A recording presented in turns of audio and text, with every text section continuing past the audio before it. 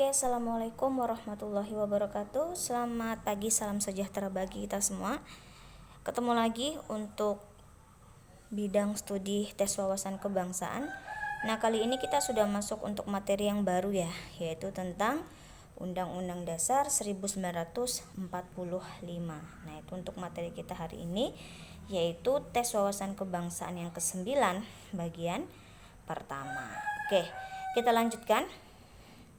Nah, sebelum kita masuk ke materi, bismillahirrahmanirrahim, marilah kita sama-sama membaca doa sebelum pelajaran dimulai, agar pembelajaran hari ini menjadi berkah dan bisa menjadi amal ibadah untuk meraih masa depan kalian kelak ya. Oke ya, bismillahirrahmanirrahim. Raditu billahi rabba wa bil islami dina wa bi muhammadin nabiyya wa rasulullah. Rabbi zidni ilma warzuqni fahma wa amalan salihah. Oke, amin. Oke, kita masuk untuk pengertian dari Undang-Undang Dasar itu sendiri. Nah, Undang-Undang Dasar sering disebut dengan konstitusi. Jadi konstitusi itu artinya adalah undang-undang dasar. Kemudian konstitusi merupakan piagam lahirnya suatu negara. Jadi kalau ada konstitusi dalam suatu negara, pasti di sana ada pernyataan dan itu disebut sebagai inilah piagam lahirnya negara tersebut. Kemudian konstitusi juga dijadikan sebagai tata urutan peraturan tertinggi yang membawahi seluruh peraturan undang-undang. Jadi apabila ingin membuat undang-undang tentang pendidikan, tentang kesehatan, tentang pidana, perdata dan lain sebagainya, itu yang menjadi dasarnya harus adalah undang-undang dasar. Kemudian Undang-Undang Dasar itu merupakan peraturan baik tertulis maupun tidak tertulis. Jadi kalau dia yang tertulis itulah dia seperti Undang-Undang Dasar. Sementara kalau yang tidak tertulis itu biasanya seperti hukum kebiasaan. Kemudian konstitusi dalam bahasa Belanda itu sering disebut istilahnya dengan grondwet. Grond artinya dasar, wet undang-undang. Oke. Indonesia memiliki konstitusi sejak tanggal 18 Agustus 1945, yaitu tepatnya pada sidang BPKI yang pertama udah kita bahas ya. Jadi dibentuk pada BPUPKI, kemudian disahkan pada sidang PPKI. Oke. Kemudian konstitusi memiliki fungsi. Adapun fungsi konstitusi yang pertama adalah membatasi kekuasaan. Yang kedua, piagam lahirnya suatu negara. Yang ketiga, alat untuk membatasi kekuasaan. Jadi kekuasaan itu dibatasi oleh konstitusi dan konstitusi juga merupakan langsung sebagai alatnya. Kemudian konstitusi merupakan sumber dari segala sumber hukum. Jadi dalam pembuatan hukum di Indonesia itu harus sumbernya dari konstitusi atau undang-undang dasar. Dan konstitusi dijadikan sebagai identitas nasional.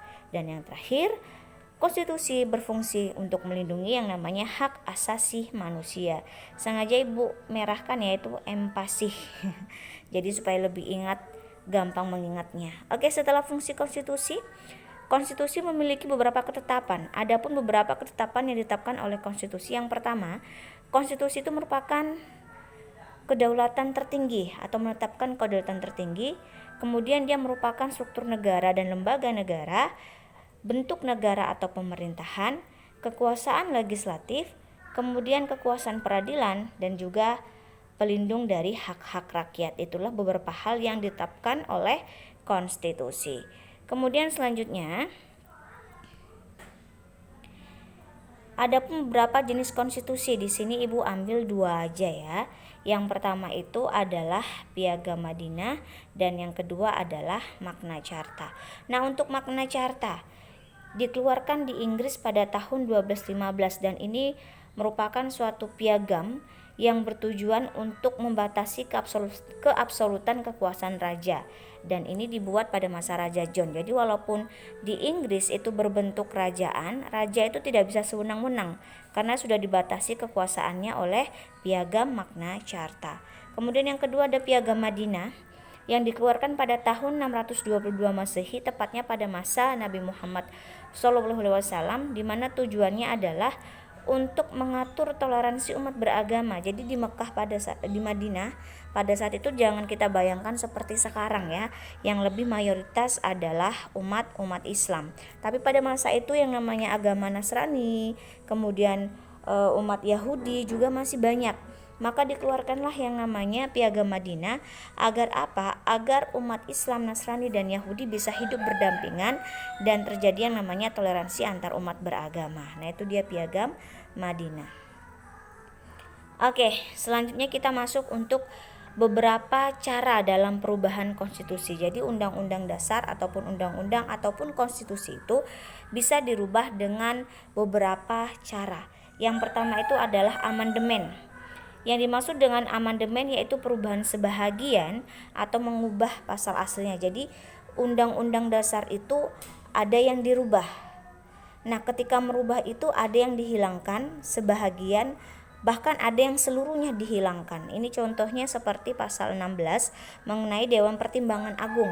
Nah, setelah adanya amandemen, pasal 16 ini dihapuskan. Kenapa? Karena Dewan Pertimbangan Agung itu tidak perlu lagi karena fungsinya itu adalah sebagai badan konsultatif atau badan penasehat. Sementara presiden sendiri sudah punya yang namanya badan penasehat, makanya DPA dihapuskan. Nah, itu contoh dari amandemen. Jadi dalam mengubah atau pembuatan undang-undang dasar yang baru itu bisa saja sebahagiannya dihilangkan atau malah seluruhnya juga dihilangkan. Itu dia disebut dengan amandemen. Kalau dia perubahan dengan adendum, artinya ketika menambahkan pasal itu teks aslinya nggak berubah. Jadi kalau menambahkan pasal sekian, itu pasal yang lama itu nggak berubah, tapi pasal yang baru bertambah. Nah, itu adendum. Jadi ketika menambahkan pasal, teks aslinya itu tidak berubah. Contohnya itu seperti pasal 28, ya kan, kemerdekaan itu berserikat, berkumpul, mengeluarkan pikiran secara lisan maupun tulisan. Kemudian bertambahlah pasal 28A, B, C, D, E sampai pasal 28J. Jadi pasal 28 aslinya itu nggak berubah, tapi ditambah pasal-pasal yang baru. Itu disebut dengan perubahan secara adendum.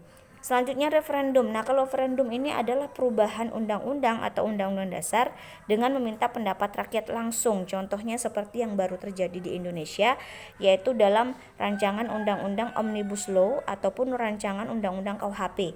Terjadi perdebatan, maka diundanglah beberapa golongan masyarakat, baik itu dari golongan pemuda, masyarakat biasa maupun para ahli politik atau pengamat politik itu diundang. Kira-kira apa sih yang menjadi kontroversi di sana? Nah, itu referendum. Artinya dalam perubahan undang-undang maupun undang-undang dasar harus ada kesepakatan bersama dengan masyarakat atau rakyat Indonesia secara langsung. Nah, itu dia referendum. Kemudian yang terakhir ada petisi. Nah, kalau petisi kebalikannya.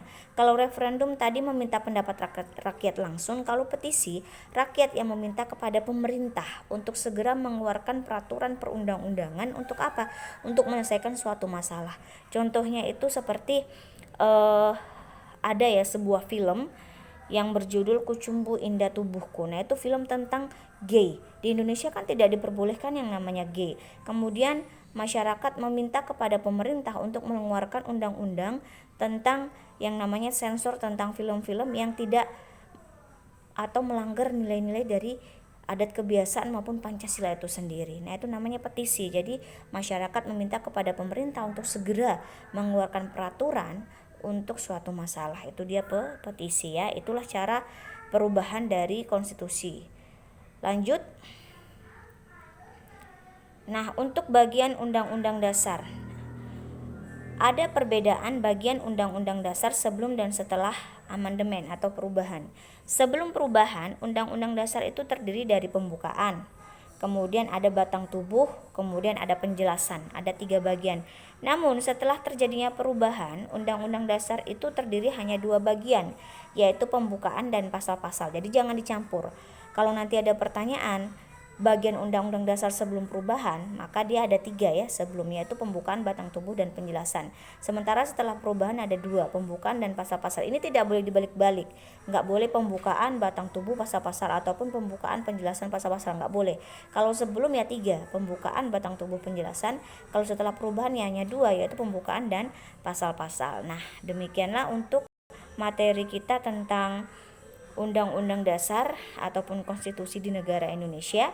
Selanjutnya kerjakan kuis. Kuisnya nanti ada di GCR, Ibu share berupa Google Form ya, dan itu dikerjakan hanya sekali. Kalau ada yang 2 kali mengerjakan, Ibu hanya akan terima yang pertama dikerjakannya. Oke, good luck.